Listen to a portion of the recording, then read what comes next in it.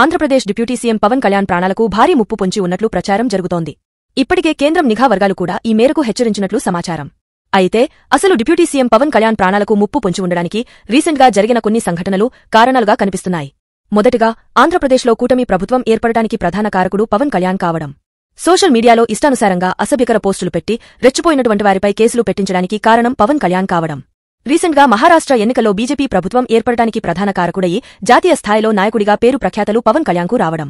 ఇక ముఖ్యంగా ఎన్నో దశాబ్దాలుగా కొనసాగుతున్న వేల కోట్ల రూపాయల రేషన్ మాఫియాకు అడ్డుకట్ట వేసే దిశగా ఏకంగా ఒక షిప్ని సీజ్ చేయడమనేది దేశంలోనే ఒక చారిత్రాత్మక చర్య. రేషన్ బియ్యం స్మగ్లింగ్ అనేది ఎన్నో వందల వేల కోట్ల రూపాయలతో కూడుకున్నదందా. ఇందులో దేశీయ శక్తులే కాక విదేశీ శక్తులు కూడా ఇన్వాల్వ్ అయి ఉంటాయి.